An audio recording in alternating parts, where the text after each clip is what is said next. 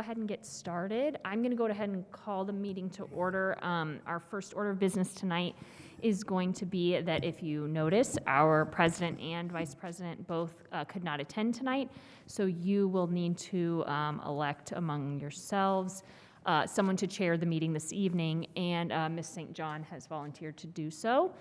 So we'll need a motion to make her president for the evening. I would like to make a motion to have Commissioner St. John serve as president for this evening's meeting. Second.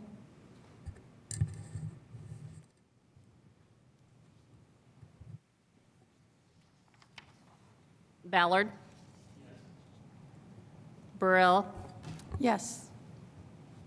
Cockrum. Yes. Herrera. Yes. Smith. Yes. St. John. Yes. And Copper. Yes. Okay. Welcome to the Plan Commission, City of Bloomington Plan Commission meeting for December 12th of 2022. We have several items on our agenda tonight.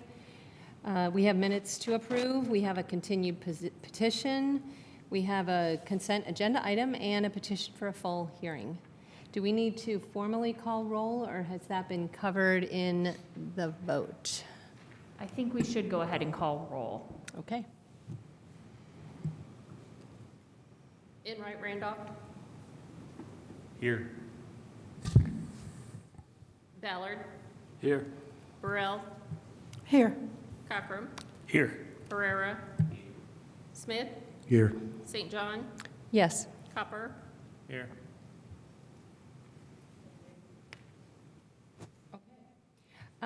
We have minutes to approve. First, we're in an unusual situation that we have 5 sets of minutes to approve. One from the last meeting, the last regular meeting, one from a special meeting that followed that, and prior to that, we had 3 other minutes that, due to a staff vacancy, were never approved. Those are minutes from November 9th of 2020, December 14th of 2020, and January 11th of 2021. In addition to minutes most recently from November 14th of 2022 and November 21st of 2022. And I understand from Ms. Scanlon, we can offer the commission, and Mike may weigh in here too, that we could group together the 2 minutes from 2020 and the one from 2021 and approve those as a group. Is that correct? Yeah, that's correct. You can do that as a single motion. Okay. So if anyone on the Plan Commission is interested in doing that, you can make a motion to approve those together, unless there are comments or any kinds of additions or corrections that we need to make to those minutes, looking at the 2020, the 2 of them from 2020 and the one from 2021. Motion to approve minutes from 2020, December 2020, November, and January 2021. Do we have a second? I'll second that. Okay, we have a motion and a second, and I believe we can just do that by show of hands, or do we need to call? Roll call Oh, because we're still doing Zoom. Great, okay, so we'll call the roll on approving the minutes from November 9th of 2020, December 14th of 2020, and January 11th of 2021. Please call the roll. Copper. Yes. St. John. Yes. Smith. Yes. Herrera. Cockrum.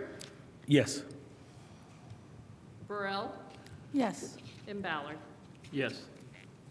Okay, those minutes are approved, and moving on to the minutes of November 14th of 2022 and the minutes of November 21st of 2022, assuming we can do those together. November 14th, 2022, and November 21st, 2022 minutes. Second. Okay. Were there any additions or corrections from anyone for those? Okay, if you'd please call the roll. Burrell? Yes. Cockrum? Yes. Smith? Yes. Hopper? Yes. St. John? Yes. Pereira? And Ballard. Yes. Okay, those minutes are approved. Moving on to reports, resolutions, and communications, we have the 2023 meeting calendar. Yes, thank you. Jackie Scanlon, Development Services Manager. We have completed the 2023 meeting calendar, which we call meeting schedule and project deadlines, and is also on the website as the Development Review Calendar. So that was distributed to you. It is up on the Planning and Transportation webpage as well. The only item of note, I think, for this group, some members of this group, is that the Board of Zoning Appeals meeting next year for December will be on December 21st. We did not push that back into the week prior as we've done this year because the week prior is actually Hanukkah, so we elected to split them as opposed to putting both in the week of Hanukkah, considering that the Christmas holiday won't be until the actual next week after the 21st. So that's something we get asked about quite a bit, so we wanted to clarify why that was when it is. Otherwise, if you see anything that you have questions about or issues with, please feel free to let us know. We can amend this, but for now, we have gone over it and think it is correct, and it has been posted to the website for anyone who's interested. Thank you. You do not have to vote on it. It's more of informational for you all. Thanks. Okay, thank you very much. Now the mic's on. Moving on to petitions, we have one petition that is continued to January 9th of 2023. That's petition SP-24-22, Cutters Kirkwood 123 LLC, located at 115 East Kirkwood Avenue. That's a request for a major site plan approval to construct a 4-story building with 3 floors of residential units over a ground floor parking garage and retail space in the MD-CS zoning district. That case manager is Karina Passos. And we have one item following that on our consent agenda, SP-54-22, Warren Witt Hamburg Place, Chipotle, 3151 West 3rd Street. It's a request for a site plan approval to allow the construction of a 2,411 square foot restaurant in the mixed-use corridor, which is MC zoning district.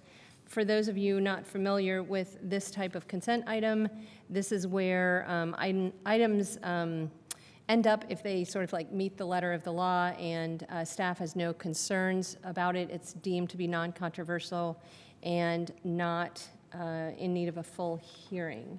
Are there any commissioners who would like to see this petition removed from the consent agenda and receive a full hearing?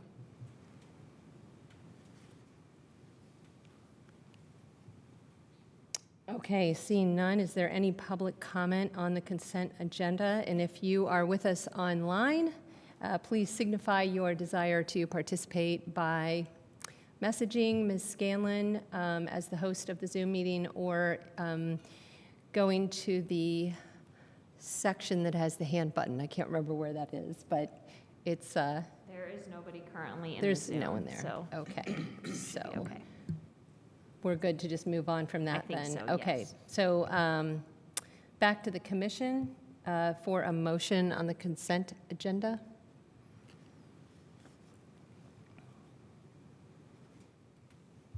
I'll make a motion to approve from the consent agenda SP-54-22 Warren Wood Hamburg Place Chipotle. I second it. Okay, we have a motion and a second. Would you please call the roll? Sorry. Oh, sorry, just a second. Can we clarify? I may have missed it. Did you say with the conditions included in the staff report? Thank you. Sorry, Tim.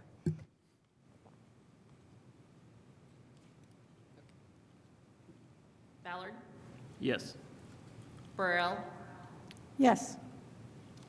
Cockrum. Yes. Pereira. Smith. Yes.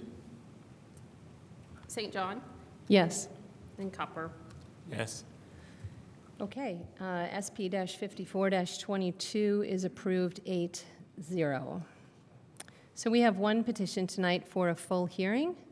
It is petition PUD/DP-24-21, Robert V. Shaw, located at North Prow Road, 3500 block of North Hackberry Street. The request is the petitioner requests final plan and preliminary plat amendment for Ridgefield PUD and subdivision section V.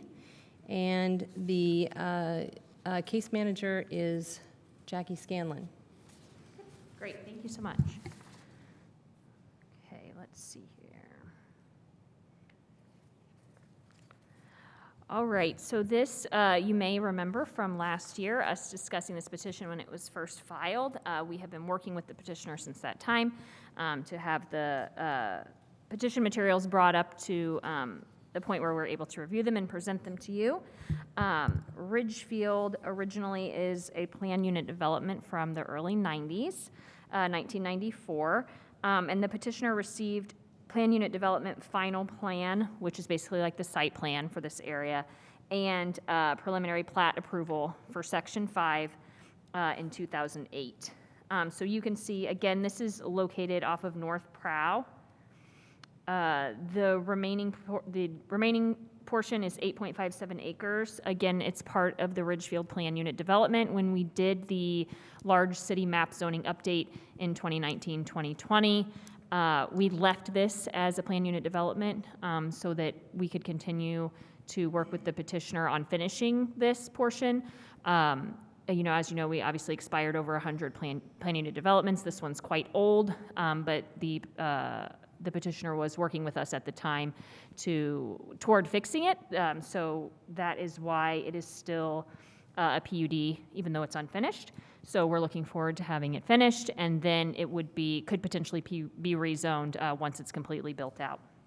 So the comprehensive plan designation here is neighborhood residential, and the large majority of the site in this petition is vacant, but there are some existing single-family dwelling units in Phase 5 that are part of this petition.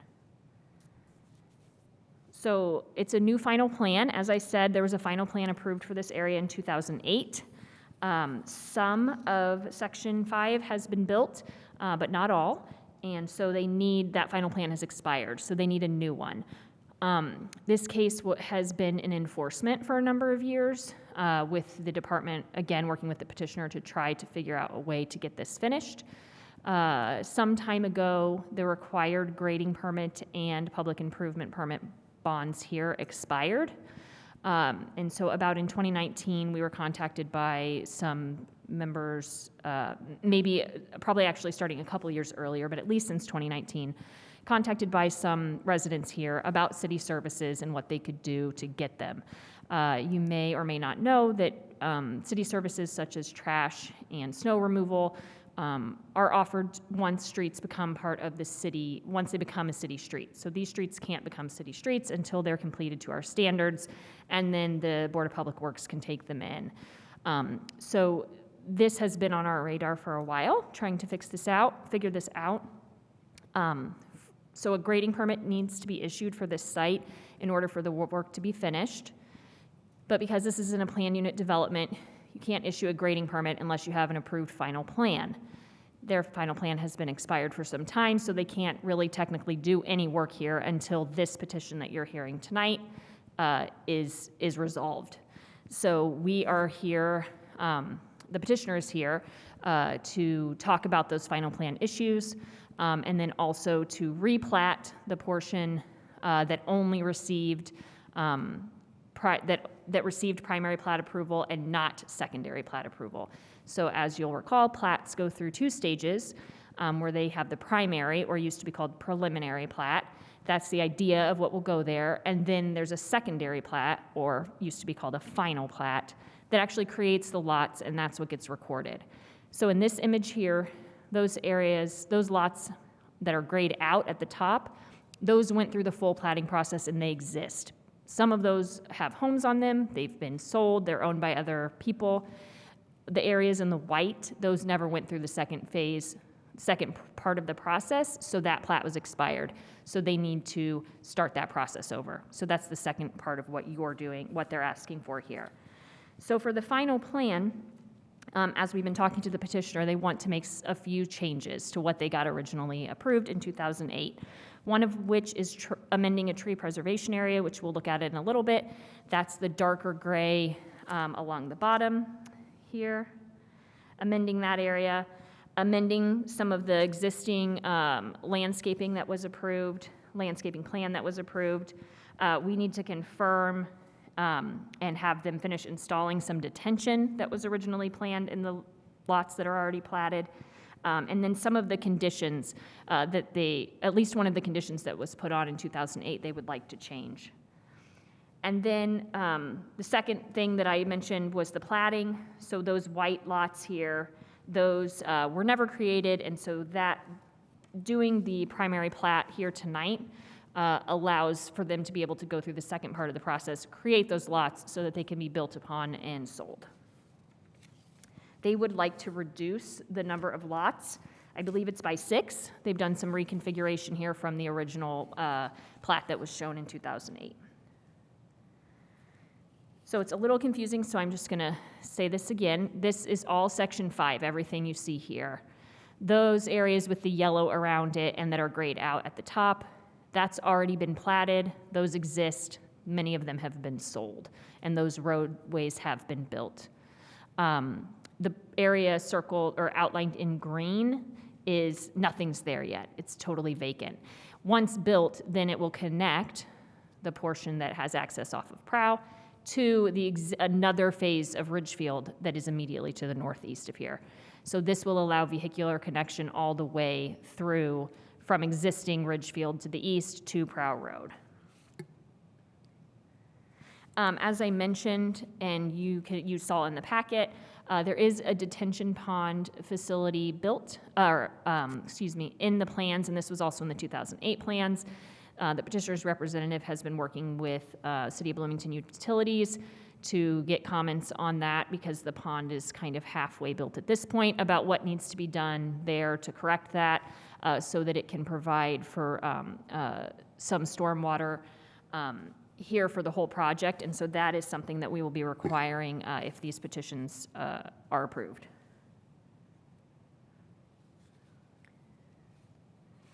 So I mentioned that there are a few issues here. We've been in enforcement for a while. This was in your packet.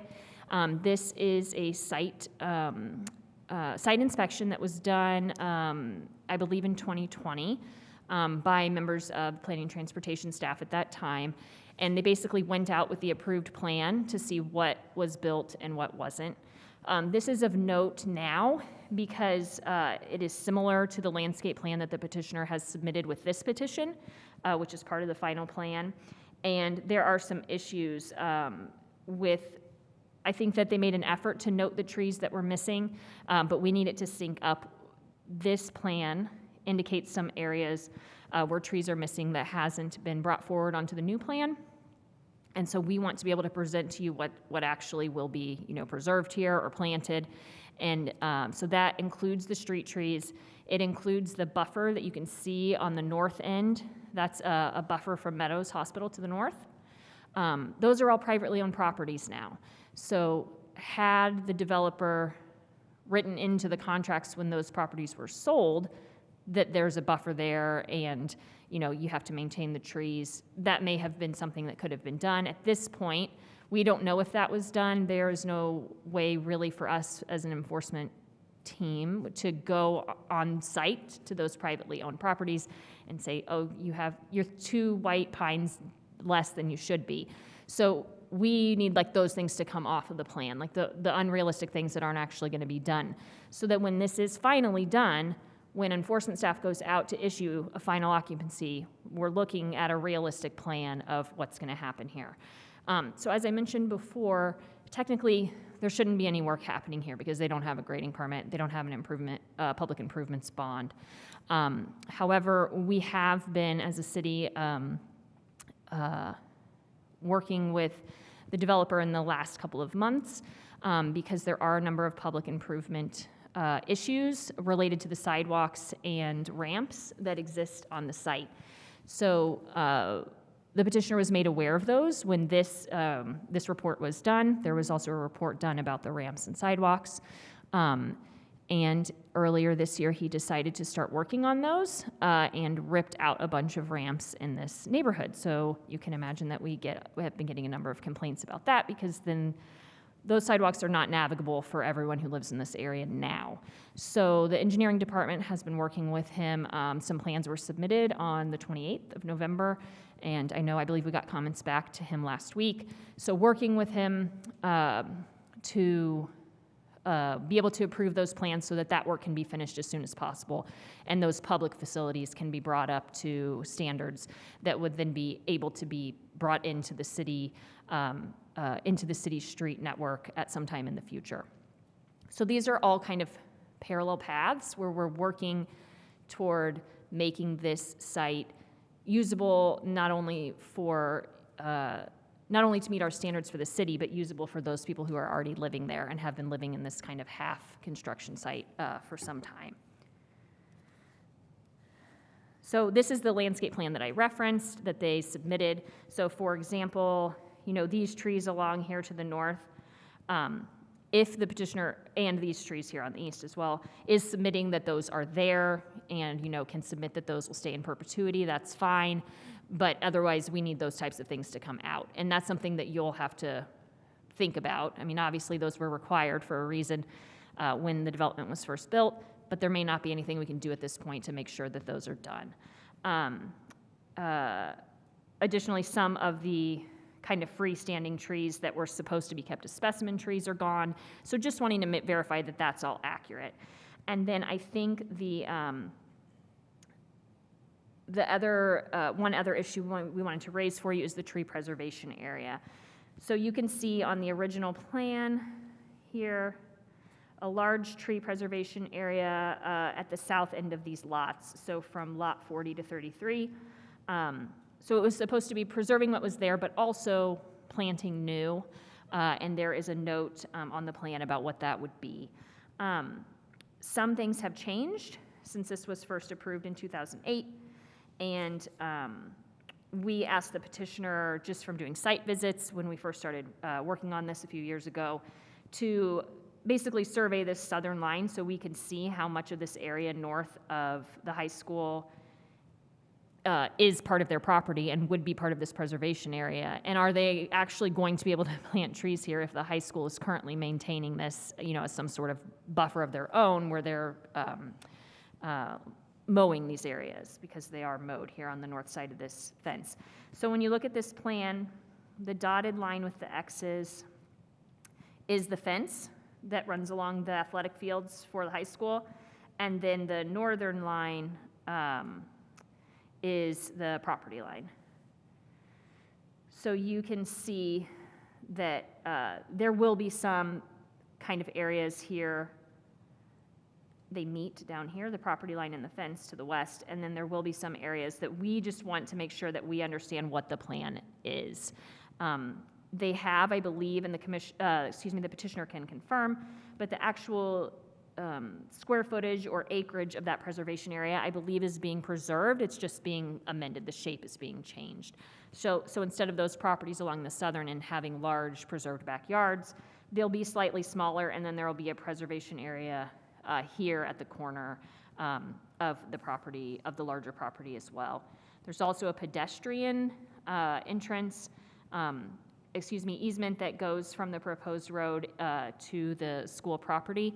That's something that was, I believe, discussed at DRC at the Development Review Committee level, which is our internal meeting with a bunch of different departments and the petitioner about what safety measures are going to be put in place to make sure that that's okay, since it's right on the edge of the preservation. So safety for the pedestrians and then also for the preservation of the trees. So those are just some things that we are hoping to maybe get some more information about tonight. Again, the reason the grayed out portion is included is because we do need to clarify what some of the landscaping actually is, and it needs an approved final plan in order for the work in the right-of-way to actually be done, so that the city can take that in at some time in the future. Oops.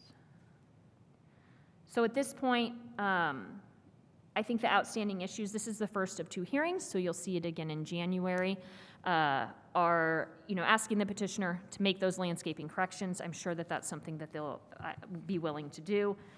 They can speak as well to some previous conditions of approval that they would like to have removed, one of which I believe is related to on-street parking, that had not been previously allowed here, and I think that that's something that this body can weigh in on, and we will verify that before next month. And then the third is about some subdivision waivers that are needed for this design. So because this PUD is quite old, and this design was planned in 2008, so this is the original design here, you can see that they plan 2 cul-de-sacs. They've already built one. The other doesn't exist. So this one here doesn't exist, and it doesn't meet code. We no longer allow cul-de-sacs in this type of subdivision. I can't believe I just said cul-de-sacs. Cul-de-sac is how you should say that. That we no longer allow that via the UDO without a waiver. So that's something for you all to consider.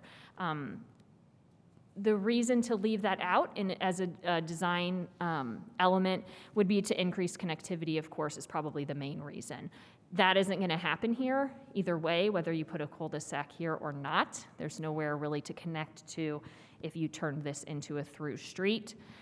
Could it be a stub with a potential connection to whatever this street is on the high school property at some point in the future? Possibly.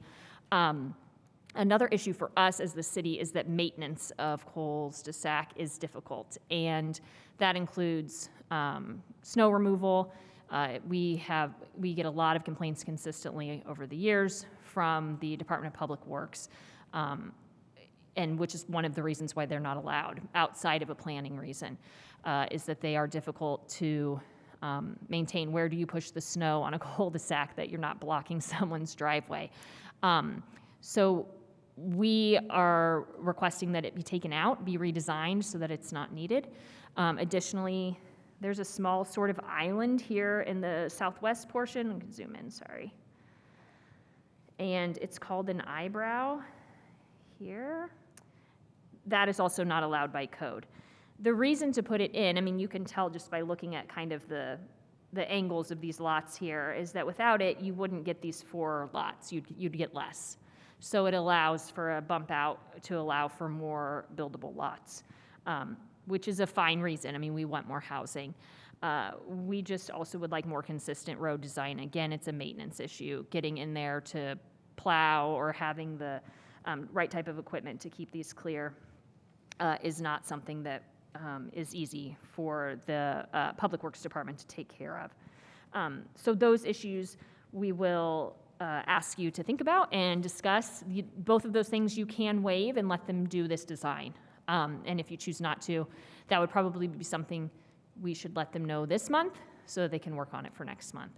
So that may be something you want to discuss tonight. I did mention that they actually reduced the number of units, the number of potential units by reducing the number of lots already. We were told that was just so they could be more marketable. People don't want this. They've had a harder time here with small lots, and so trying to make them bigger. And you can see that this is designed for different products. So these lots here are designed for single-family detached, and then here, these are actually just 2 large lots with duplexes on them. So this would have a total, let me go to the modern one. This would have a total of 6 units, and this would have a total of 10 units with 2 detached and 8 attached. So similar to the previous design, but slightly different. And then the last being the tree preservation change and making sure that we get enough information about what's actually going to be done there. So again, we've been working with the petitioner for some time to address all the issues that I've discussed. We acknowledge, of course, obviously, that the roadway and pedestrian connection from Prow to the existing Ridgefield is important. But we also do find, that working with the modern standards of design going forward is something that we are trying to encourage. It is we understand the argument that this was originally designed under different rules, and that's fine, but it wasn't built. And pretty much everyone who's going to come forward to you with a waiver request is going to have a reason why they think it's a good idea. And I think that that's going to be the one here tonight. Obviously, compliance would require reconfiguration that deviates from the design that they would prefer to do, so that might take time. So our recommendation is to discuss here tonight and then continue the petition to the required second hearing in January of '23. Thanks. Okay, thank you, Ms. Scanlon. Is there anyone here from the petitioner who would like to add anything? Please come to the podium and state your name.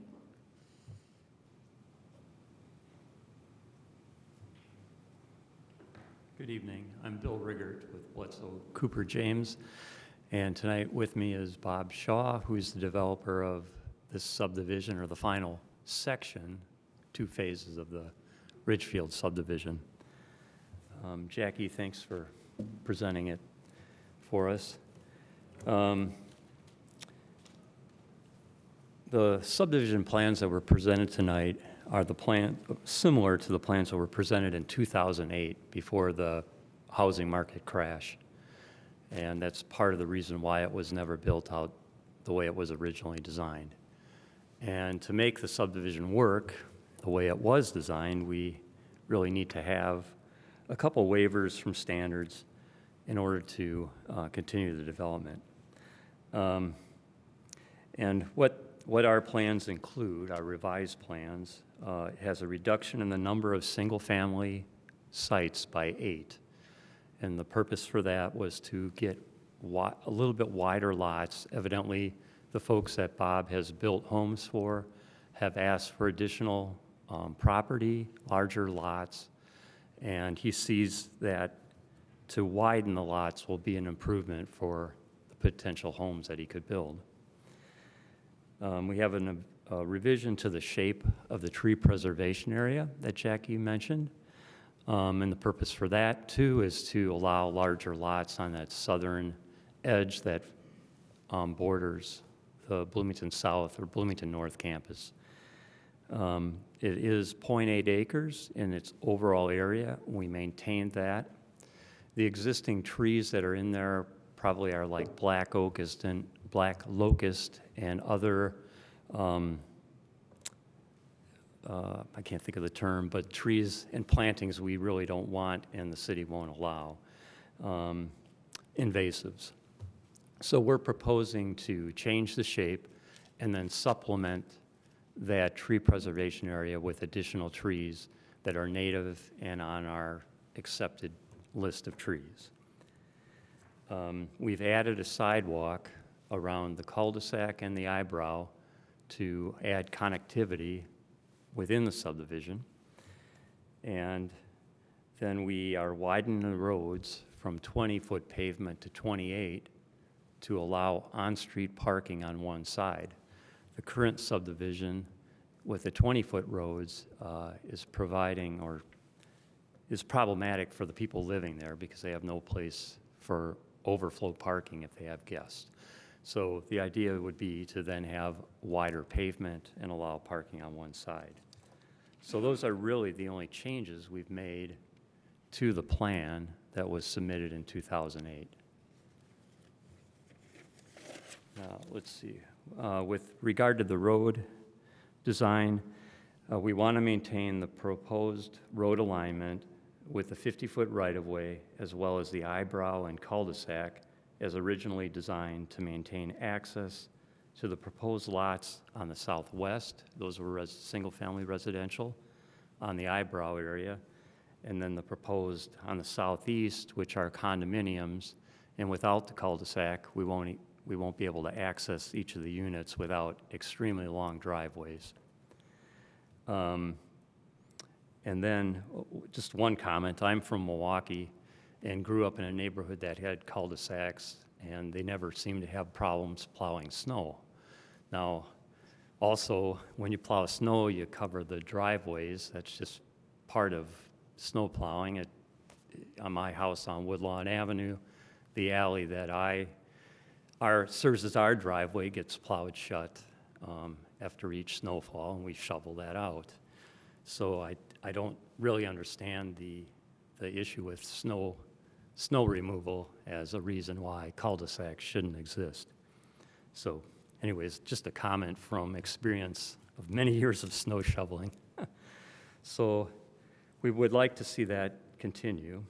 And it would also, I guess I also need to note that on Winter Sweet, which is a road that runs from the lower eyebrow and goes up toward the northeast, there's a force main that was constructed to serve the lift station that serves collection of wastewater for this subdivision, and CBU has accepted that force main already. So if we have to do some road reconfiguring or right-of-way rework, that force main may be a problem. So we've got infrastructure in place that we want to preserve.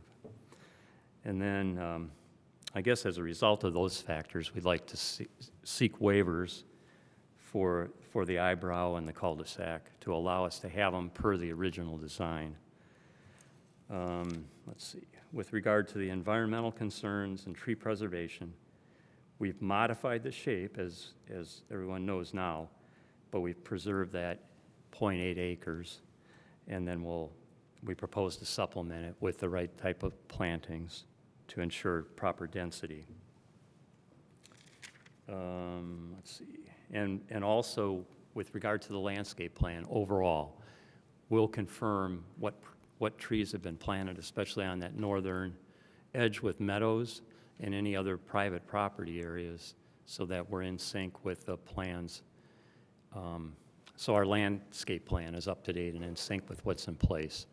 There were several trees, I guess, that were blown over time that were to be preserved. But I guess historically, if you look back, this was a cow pasture. So cattle were grazing this area and walking around the roots and so forth. So I don't know the specific lots, but there were several hackberries that over time either split or blew over in storm events, and one even crashed on a house. So some of the trees that were to be preserved naturally have just decayed and fallen over, basically removed. So that's the reason for some of the missing trees. Let's see. And then, let's see, with regard to the detention basin, that basin was built in 2008, and it was built per design. And the only thing we didn't do, we used just regular turf grass and did not plant the native special mix. And CBU, we corresponded with Phil Peden, who is now the assistant director of CBU, about that detention basin. And he is fine with the basin that's in place, except he's asking us to restrict the flow on the the discharge pipe. Essentially, it's a 15-inch pipe. He wants us to block the lower 6 inches so that that first flush rainfall goes through the underdrain system as opposed to running just through the outlet control structure. So we can amend or reconstruct our outlet control structure to correct that and address Phil Peden's concerns.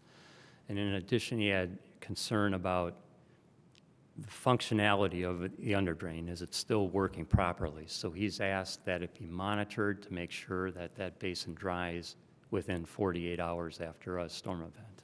So we will commit to that, but its shape, its volume, everything is in compliance, and we have correspondence, an email from Phil Peden, June 22nd of this year, just asking for that one condition, that we improve the outlet control structure.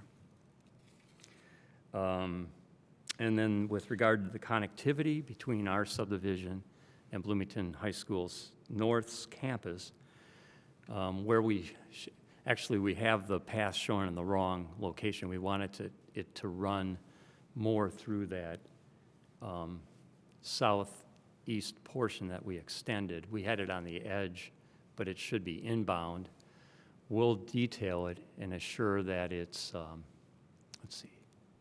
Yeah, so Jackie's zooming in. On that eastern edge, it really should be running toward the corner of the high school campus as opposed to, so it'll shift slightly to the west. But we will make sure it's safe and that, that the tree preservation is intact, and we'll prepare a detail to address that. And then with regard to lighting, evidently there was a commitment to put lighting in the first phase, and it never was done. We will work with city engineering and Duke Energy to come up with a street lighting plan for the subdivision, and then make sure it meets city engineering's expectations, and then it's designed by Duke, who would ultimately take it over for street lighting. Let's see, I think I've addressed everything I wanted to. Landscape corrections, we'll address that by as-builting or verifying the existing conditions. On the revisions to our conditions, we want to widen the street for this additional street parking, and then we need those waivers, 2 waivers for the cul-de-sac and the eyebrow. And then as far as the existing sidewalks and ramps go, we've went out, did as-built surveys, we've come back with a redesign, and we're working with city engineering to make sure that's compliant, and we'll work through that until we have it right, and then Bob, Mr. Shaw, will implement those improvements. And Bob is here tonight with me to add any thoughts he has to complement what I've said, and then we'll answer any questions you might have. Thank you. Thank you very much. You're welcome. So we're back to the commissioners. Are there any? Oh, I'm so sorry. My apologies. Hi, I'm Robert Shaw, and it's been 14 years since I was in front of this group, and it's changed.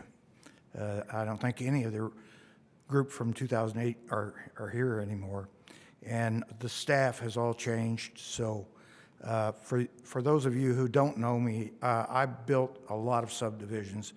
I built over in Autumn Hills, which is over there behind Richland Plaza. And when I say I built, I mean I built the streets, underground, and sidewalks, things like that, because some of those were done for other people back when I was contracting. I built the last phase of Varsity Villas. I built Cedar Creek. I built Matlock Heights, which is the red apartments by the car wash there on Matlock.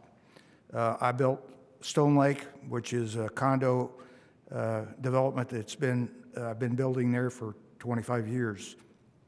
I built Brentwood by the Country Club. I built a subdivision in front of it. I built Willowbrook on Maple Street. I built everything at Stone Lake, which is where the hotels are, the motels along the bypass. I developed all that land there, and I didn't build the motels, but everything else in there I built. Then I built Hoosier Court at Henderson, which is down there next to Black Lumber, which was a mobile home court, and I built that. I built a mobile home court at Rogers and Rockport, and about a dozen other things that I forgot about tonight. So I know how to build. Unfortunately, when I started this subdivision, the housing market crashed. I had spent over $1 million, and my banker calls me up and says, "Stop, I can't give you the money." Irwin Union, who I banked with, it went under. Monroe County Bank, where I was in the top 5 borrowers in that bank, they got in trouble and they couldn't lend to me. People's State Bank I banked with couldn't lend to me. Bloomfield State Bank that I banked with couldn't lend to me. So I went through some rough times. I had, on top of that, I had about $5 million worth of beach houses down in Gulf Shores, Alabama, and I had the Deepwater Horizon spill and lost $1 million and lost revenue down there because people weren't going down there on vacation because of the oil spill. So as to this development, I talked to Lee Huss, which in the plans, it said I should talk to him to get approval on the street trees. He came out, we met there on site. He agreed that I could use crab apples and oaks on the other side. We used columnar oaks because the planning staff at that time in 2008 made me shrink the streets from 24 to 20 feet wide, and this was done by the staff. And the staff put the eyebrows in those cul-de-sacs, not me. We didn't do that. I don't like them either, but that's what the way this was designed. This particular design was approved, and there were a few conditions in there, and unfortunately, during the time that this was being done, some of the standards changed. And so some of the things that were done were not, they're not liked or acceptable today. But this design was just approved the way it was. Now, Bill told you about this whole area was cow pasture. And I don't know if any of you know about cows, but they rub on the trees. They scratch themselves.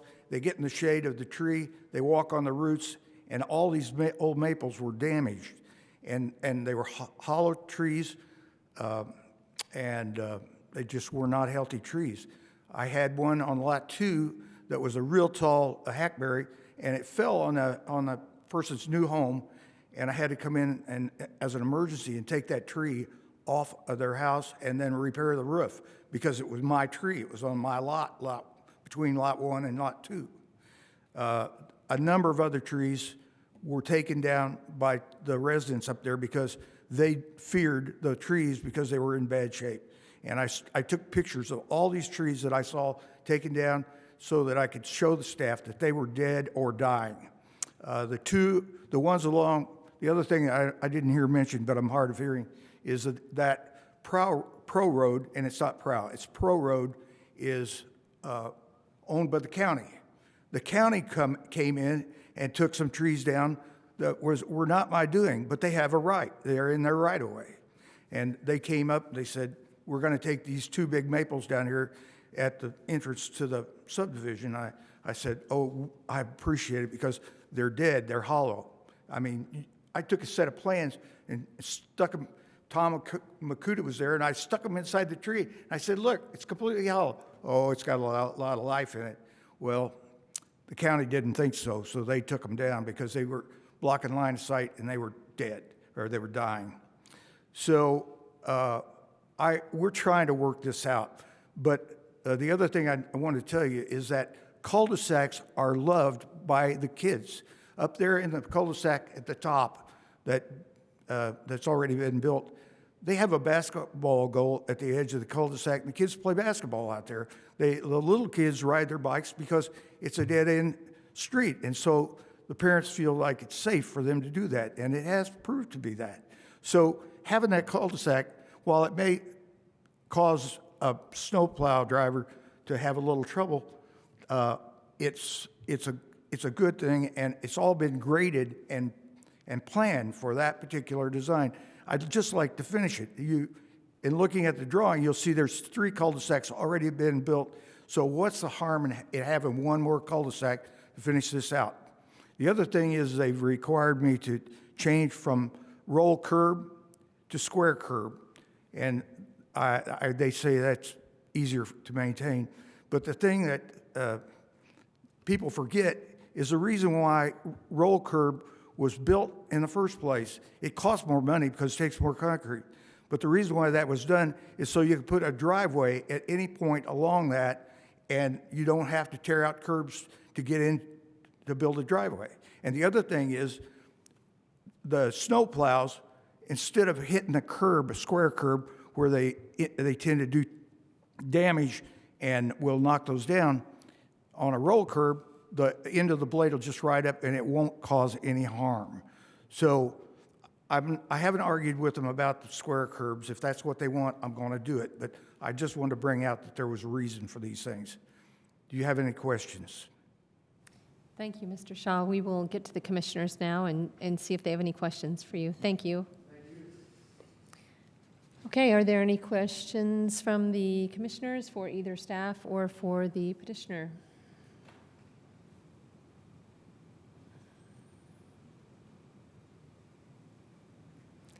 Commissioner Smith?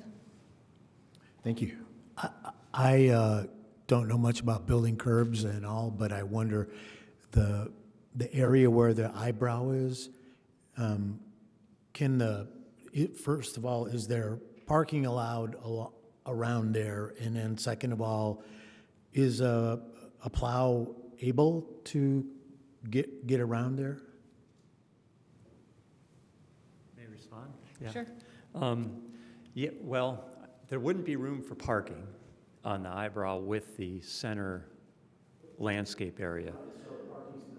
Yeah, In that spot? but a plow should be able to push snow right through there without a problem, in my opinion. Okay, Thank you, yeah, thank you. you're welcome. Commissioner Enright Randolph? Probably stay up there. I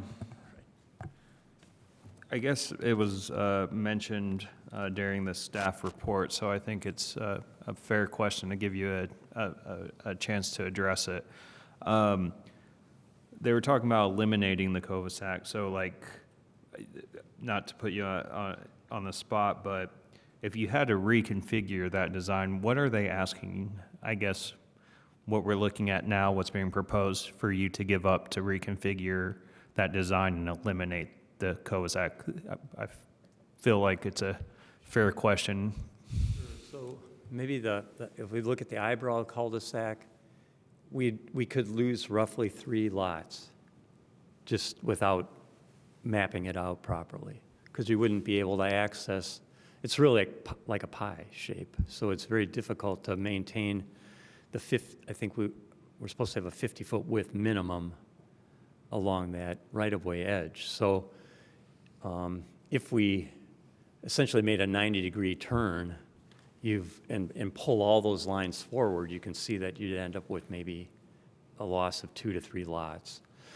And then in the condominium area, if we reoriented all the units and probably combined the driveways, so when they ran out to the street, you have a single driveway.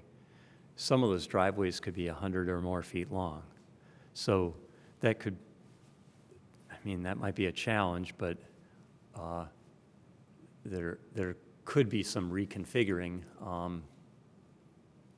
to do that, and then we'd have multiple driveways along that section of Winter Suite. We may lose a condo or two with that, Thank you or so- they'd be maybe even closer together on their sides. Yeah. Thank you so much. I think that's good for us to consider as we kind of ponder everyone's decision here. So, thank you. Are there other questions from commissioners for either the petitioner or staff? Yes, Commissioner Copper? Got a few. So at the intersection of Hedge Apple and Winter Sweet, it's the T intersection there. If you zoom in and look at the sidewalk connections, I guess my question is, could you speak to how a pedestrian would walk around the corner instead of crossing the street? And this is a kind of a design detail that typically gets worked out later in the stage, but the reason I'm asking is because with the right-of-way lines where they're shown, and since we're talking about a plat, I'm not sure how you're going to get pedestrian connections around the corner. So not this intersection, the T intersection down to the southeast.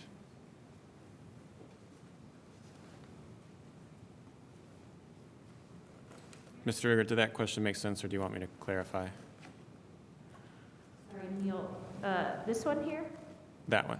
Yeah, I'm gonna pull it up.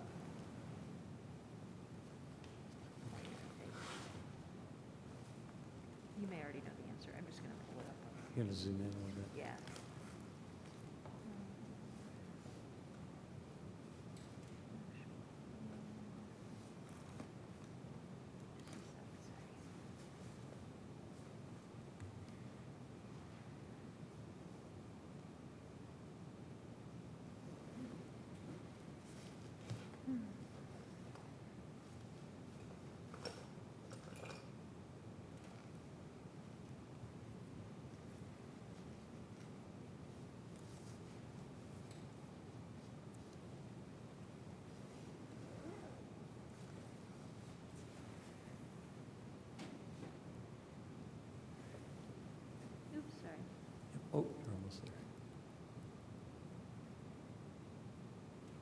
So what we probably would do then is, if we could, maybe modify the ramps that are on the radii and then have a crosswalk that would come across with a ramp on either side. One would be the northeast corner of 31 and the other would be the northeast corner of the tree preservation area. And if need be, like we did in Ivy Chase, if we had to, we could narrow the road in that that specific segment, I guess. It might be difficult with a driveway, but it would pull it closer together if that's what you were trying to, or what we're trying to achieve. Yeah, I mean, my concern right now is that those two northern corners, a pedestrian has to enter the street even if they're not trying to cross the road. Yeah, he's saying, so this sidewalk here on Hedge Apple does not connect to this sidewalk here on Winter Street. Is that what you're asking, Neil? Right, and I think maybe the question ultimately is you maybe have some solutions in mind, and for the next plan commission meeting, if you could, take a look, and if there needs to be an update to the right of way, then, and if not, maybe show us what it would look like. Yes, we'll do. And then while we're at least in that area, I had a question about the pedestrian connection that's shown just to the south of there. I think those are really valuable if they're built in a way that's visible and usable. Am I correct that they can't connect to the road because that's an adjacent property? Or to the south, that private drive? Bloomington High School North on their campus. Right. You know, we could look into, I could talk with Sam Fleener or the folks over at MCCSC and see how we could make that connection. And that's right on that bend by the road near the stadium. Right.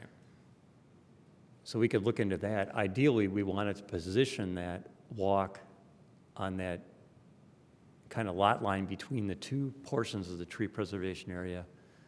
Maybe we need to give that a little more thought as to where that should end up being, and then coordinate with. If the adjacent owner was willing and you were able to make a connection, I think that would be great. One of my concerns is that it looks from your grading plan really steep from where that sidewalk connection ends, and so it looks as though you'd have a concrete sidewalk that ended in a really steep grass hill. So I was just curious if you looked at alternate locations where that could actually be more accessible. Yeah, we'll do that. It could use some more thought, and you're right, because that is kind of a hillside that builds up to the school's road, the service road around. Right. I'll keep going if that's okay. Sure. Yeah. The eyebrow, I can understand that the reason it's there is so that you can get access to more lots, so that you can have more lots, and I think there's certainly a benefit to that.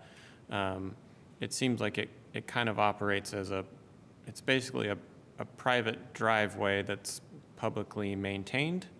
And so one question I have is, who maintains that central island? Is there grass in that island? Well, as shown, there's grass. We could do without it if that would be an option.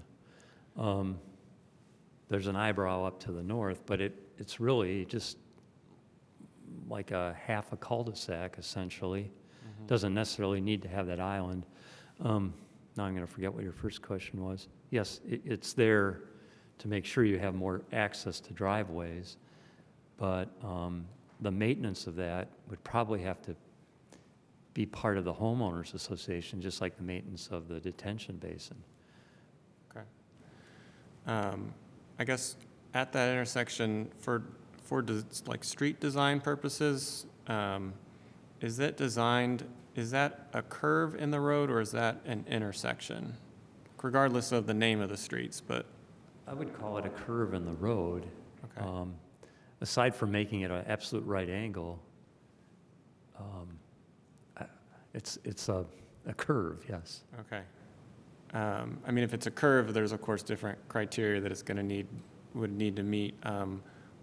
Following up on that, Did you evaluate just taking that east-west street and intersecting with Prow instead of ending it there? And then those lots that you've had to blister out for could just shift around and connect to that east-west street?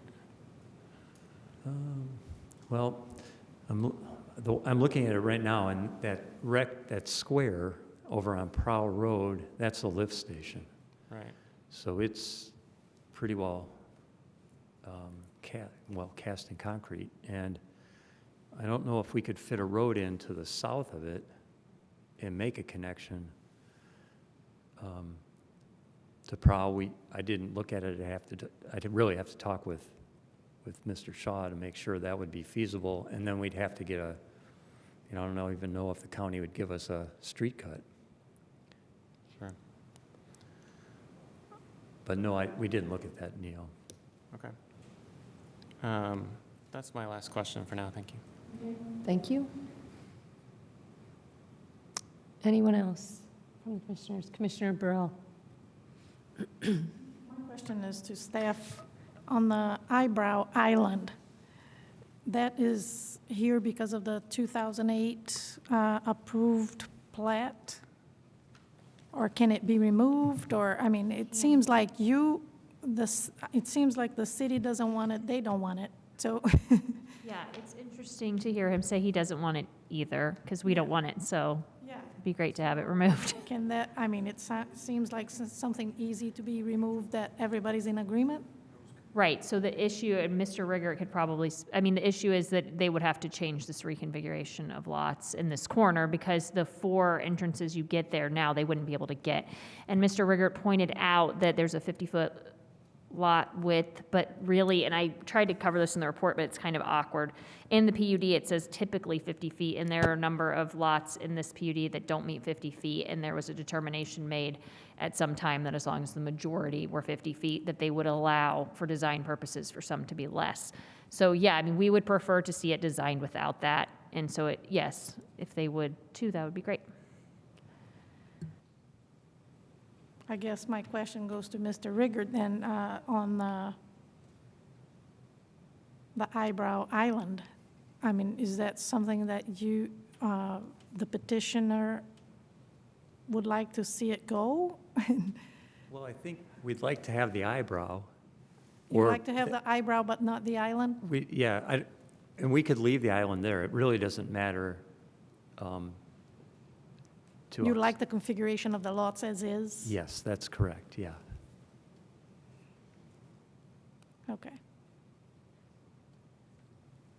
So I guess if the island is removed, then we change the configuration of the lots? Is that the?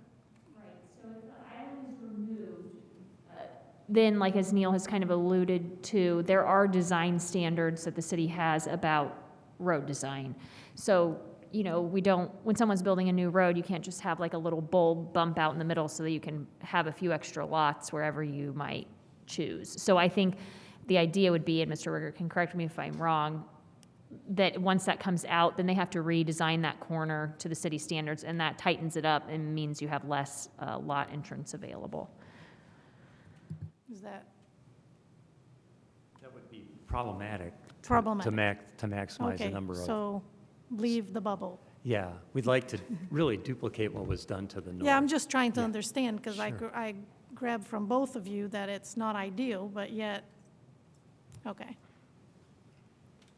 Yeah, and for us, well, and I said this before, they took out 8 lots because they're trying to make them bigger. If they had taken out lots because they were redesigning these roads to meet city standards, then maybe they would be at the number that they're at now. Maybe they would have only had to lose the 8. So, they reduced the lots because they made a marketing choice, which is fine. But then to say, oh, we can't meet city standards because we don't want to reduce the lots, it kind of doesn't make as much sense to staff, I don't think. We understand the perspective, and we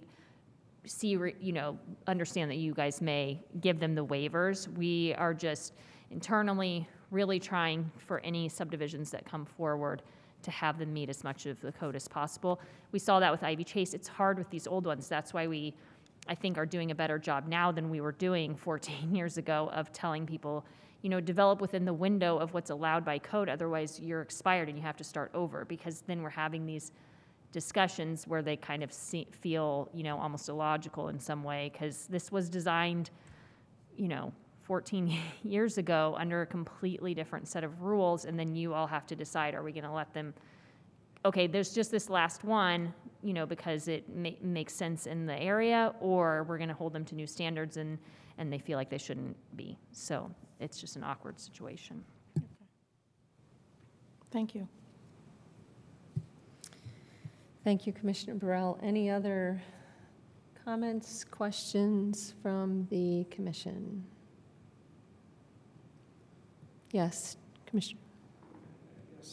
Just one comment is, I think some direction from the Plan Commission would be very valuable, because it sounds like the presenter has their kind of configuration of lots and their layout, and it sounds like staff has their kind of ideal way of the configuration in a lot, and they're asking for a pretty significant a change if they're not going to get the Plan Commission support, and if it seems like this is going to be continued, so it can give them time to evaluate.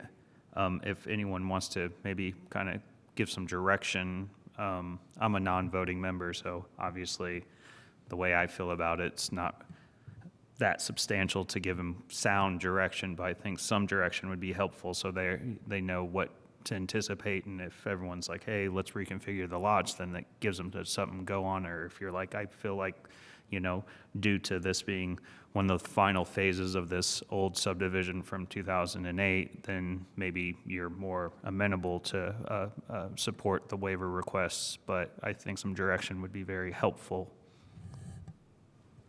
Thank you.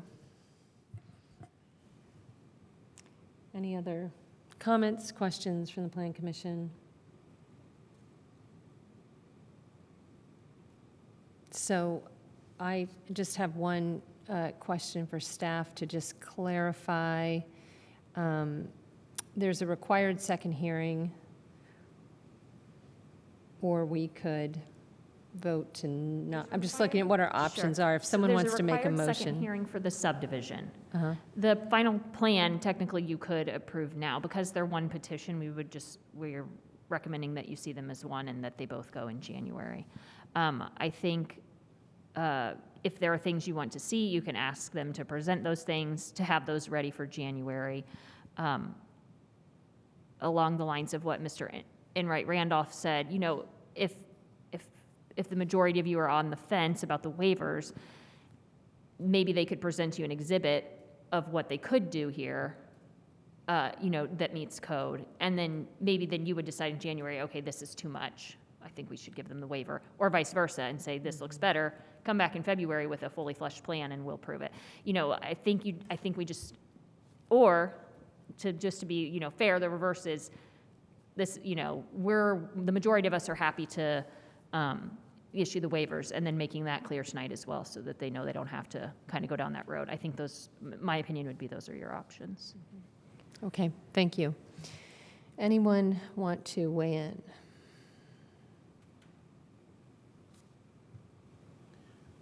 I'm favorable to just granting the waivers.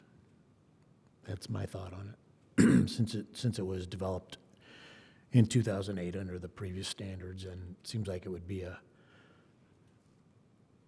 a major issue to reconfigure those items, but that's my thought.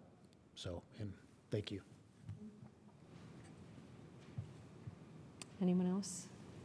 Comments? Thoughts? Motion?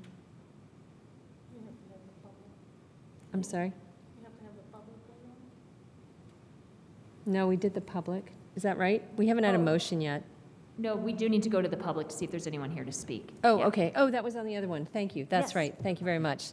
Is there anyone here from the public who would like to speak on this petition? If you're on the Zoom call, you can either send me a message or raise your Zoom hand, send a message to Jacqueline Scanlon, and we'll get you on the list.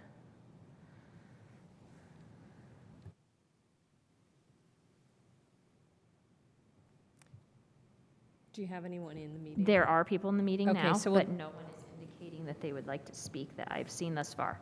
Okay. Anyone want to speak that's online from the public I for this do have a hand petition? raised. Yes? Okay. Go ahead. Ms. Scambolery, you should be able to speak. Thank you very much. Good evening, everyone. My name is Sue Scambolery. I'm the City Council representative representing District 2. I'm also a resident of Ridgefield, which is to the east, the condo community that is to east of this development. I come at the request of the Homeowners Association for Ridgefield Village, again, just to the east.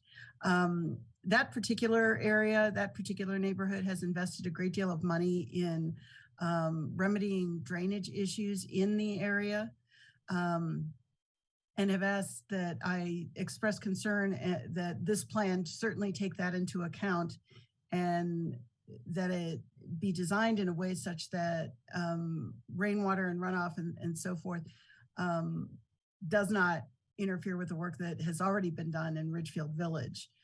So I would offer that thought. There's a second item that was a question that was posed to me that I didn't know the answer to, but that had to do with construction traffic. Once construction begins in this new development, is there a way to encourage construction traffic to come into the area through Prow Road as opposed to through Winter Suite?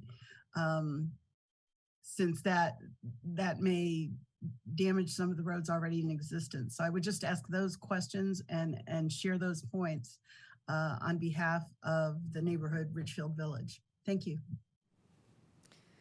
Thank you very much. Do we have anyone else from the public who would like to speak, either here in chambers or online? Do you see anyone else? Nope, no other notifications in the Zoom. Okay, last call for public comment. Okay, seeing none, back to the commissioners. Yes, Commissioner Burrell. I'd like to raise the question that from the public to the petitioner regarding your drainage plan and also the construction entrances, how that's going to work once it's in place. If you could address that, please. Yeah, I'll address that. Construction traffic would most likely come off of Prow Road because that's where the crusher is. And we could, working with Mr. Shaw, probably limit access through the existing neighborhood to the northeast. So I think we can handle construction traffic. To the best of my knowledge, all the drainage from our development goes to the detention basin. And I believe you're going up a hill toward the northeast. So I wouldn't anticipate any collective rain water storm drainage to go into the subdivision to the northeast. There might be one adjacent lot, but the major system would all flow to the detention basin.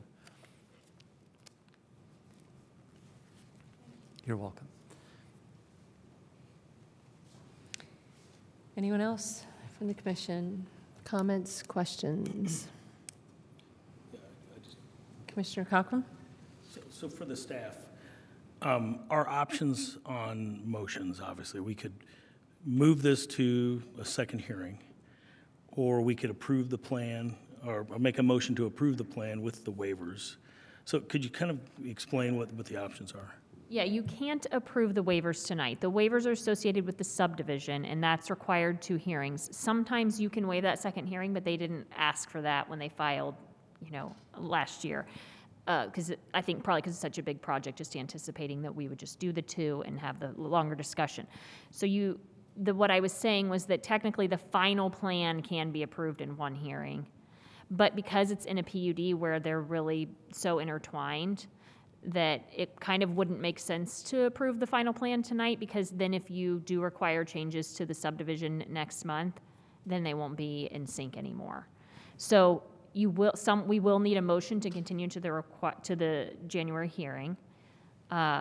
It'll just be, I think the options are, what are you going to ask of them, or, kind of assure them of tonight in anticipation of that hearing. Does that make sense, Mr. Rooker? Yeah, Michael Rooker, City Attorney. I think that's right. I mean, I'm going to be a little bit more blunt, maybe. I think Jackie's being kind. I think it would make, the way you've described it, Jackie, it would make a lot of sense not to continue everything until the January hearing. So, is that fair to say, Ms. Scanlon? Yes, I think so. So the final plan is like the landscaping, showing where the sidewalks are, those types of things. That's what the final plan. So technically, you could approve that, and the general layout, and the layout of the lots. But the actual design of the lots and the roads is part of the plat, and so are the waivers, and those have to go in January.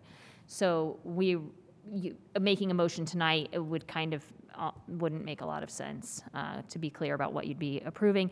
And we would also recommend against it anyway, even if it was just one final plan, because we do want to have those landscaping things clarified, especially because there are other owners now involved. And so we want to make sure, like Mr. Shaw points out, and we've been working with them for quite some time, some trees that were died, some trees that were allowed by a previous urban forester.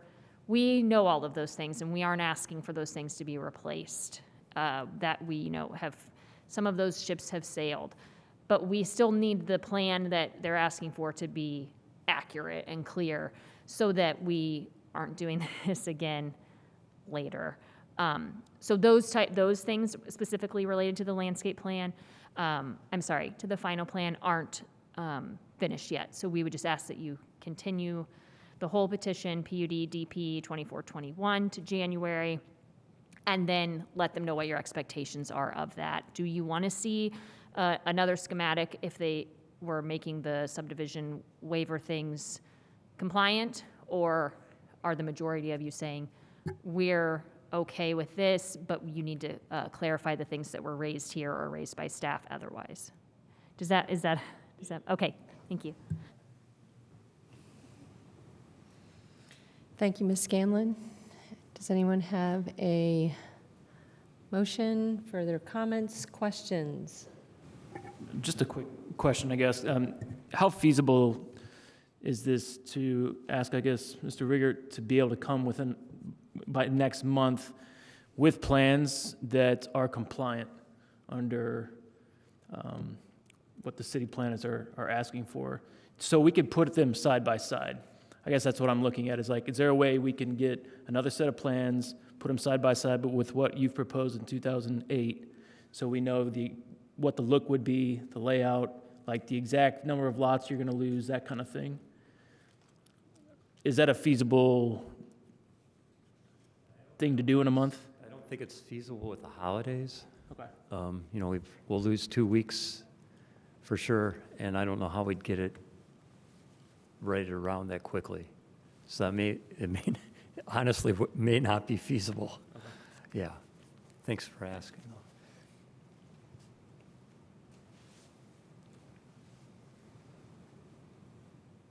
Go ahead, Commissioner Burrell. So what kind of set of plans that would be, that you expect to see in the next meeting? A full landscape plan? Just a correct landscape plan. Yes, what they're actually going to be able to do, because I think my main concern, hold on just a second.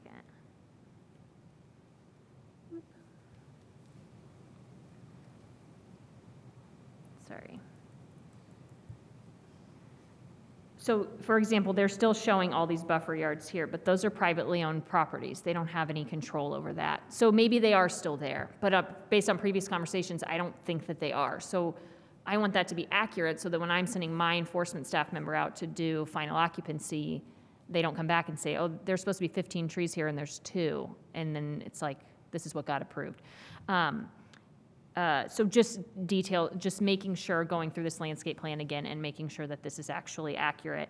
A lot of the other things from the previous plan have been removed or fixed, but that one jumped out at me, and just making sure, again, like he said, they have to move that pedestrian path. It's not right where it's going. So then what will that do to the tree preservation area? And something else that I think needs to be a little bit more detailed in the landscape plan, potentially, is like they're saying, oh, Mr. Riggert said that they would supplement with natives. Well, how many? To what density? Who's going to review that? Like, we need to come to an agreement about that for the tree preservation area. And we'll propose something for next month, but it would be more helpful to us if they could tell us exactly kind of what their ideas are. I mean, the plans do list some trees, but not at a density or what they're, so kind of getting some more details about that.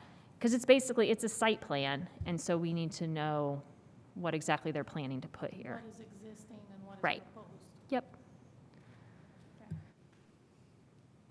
And I'll say, of course, we want to see this done.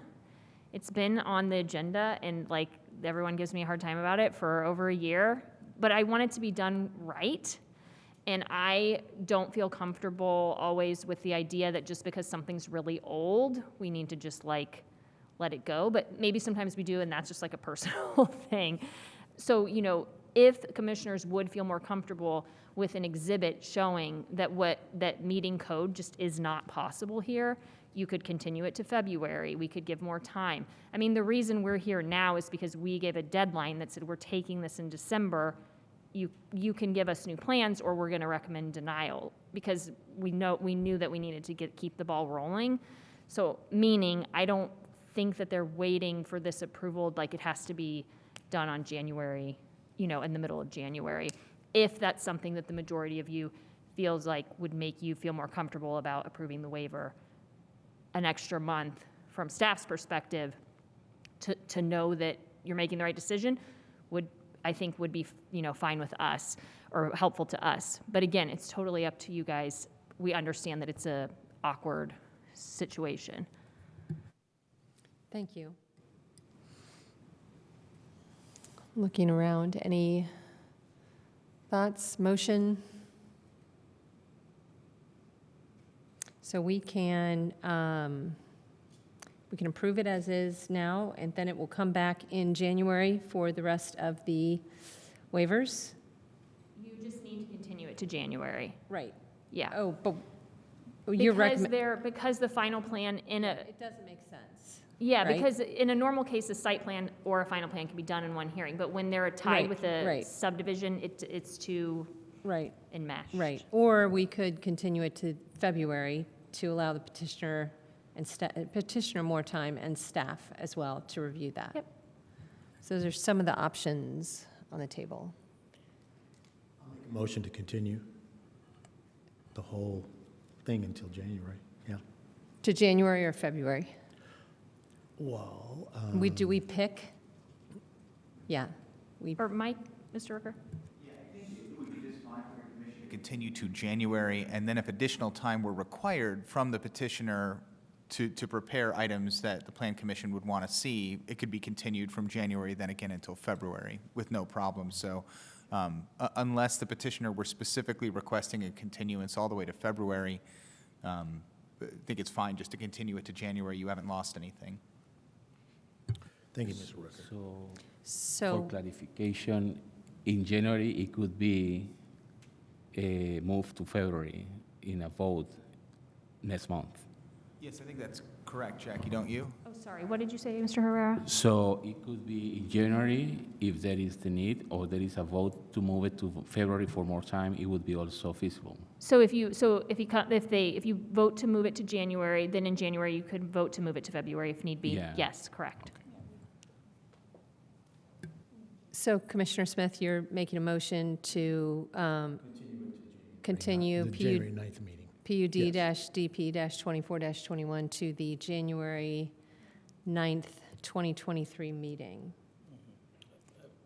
Yes, Commissioner Cochran. So for the staff, I mean, have we given the developer and the petitioner direction on what we want to see as a commission. I don't feel we have given them true direction on what we're wanting to I just see. think, yeah, in the interest of your time and their time, if you did a straw poll or whatever among yourselves, do you want to see an exhibit indicating that they can't meet code? And then if 4 or 5 of you say that and thinking how there are 2 who aren't actually here, that could be helpful to them.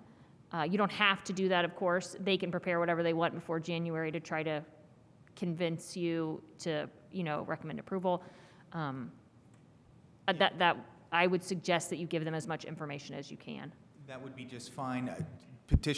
Commissioners, you could also indicate in your comments, which you'll have the opportunity to make right now before voting on the motion, if you have any thoughts about what you would like to see. I think Commissioner Smith has already mentioned his perspective on the issue, so you could do that. You could do a straw poll. You have a number of ways to communicate with the petitioner. So we can do the motion, and if we get a second, just to simply continue this to the next meeting, and then we can have, prior to that vote, comments from people before they vote. Is that correct? Correct, yeah. It's Yep. typical for the commission to allow commissioner to comment on a pending motion. That's right. Correct, yes. So currently, we have a motion to continue PUD DP-24-21 to the January 9th, 2023 meeting. Do we have a second for that motion? I'll second. So we have a motion and a second. Are there comments from commissioners before we vote about things that you might like to see when we see the petition again in January? Yes, Commissioner Cochran. So the petitioner obviously followed direction in 08. Did as they were asked, followed the planning staff, followed the planning commission at the time, and I really respect that.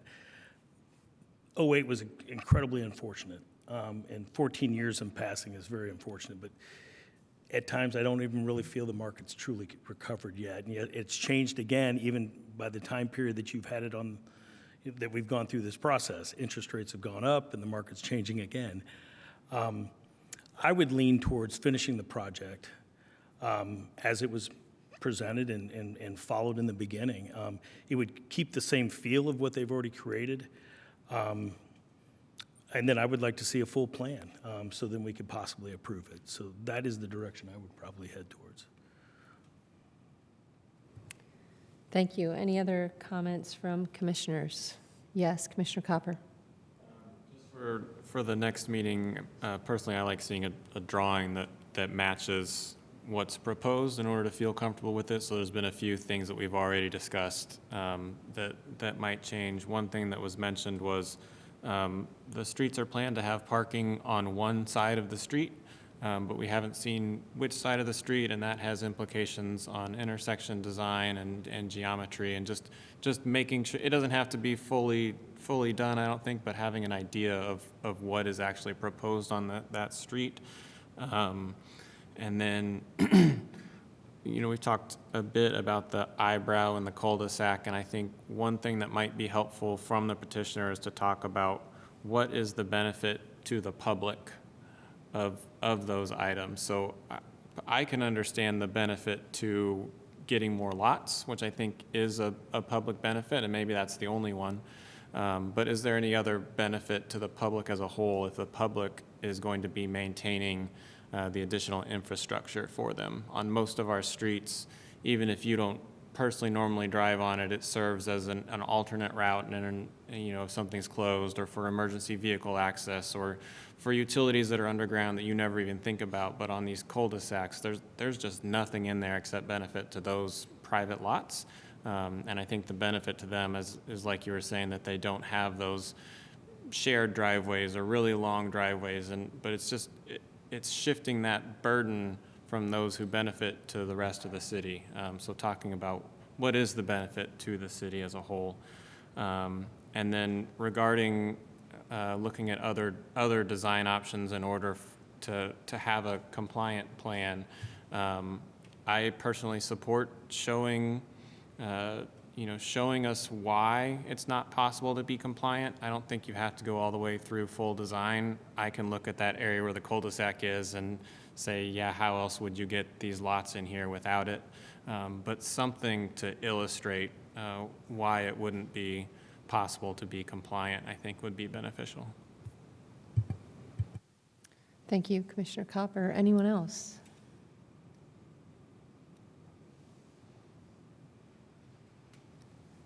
Okay.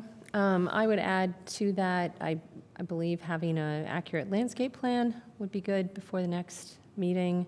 I think maybe Commissioner Copper mentioned this, but I'm not sure about the pedestrian issues with the sidewalk and what that would look like.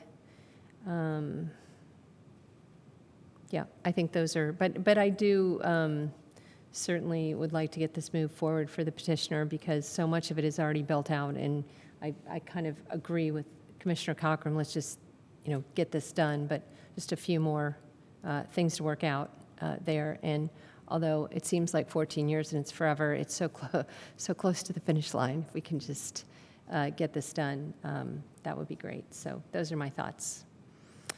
And seeing none other, we can call the roll. Ballard, Yes. Burrell, Yes. Cochran, Yes.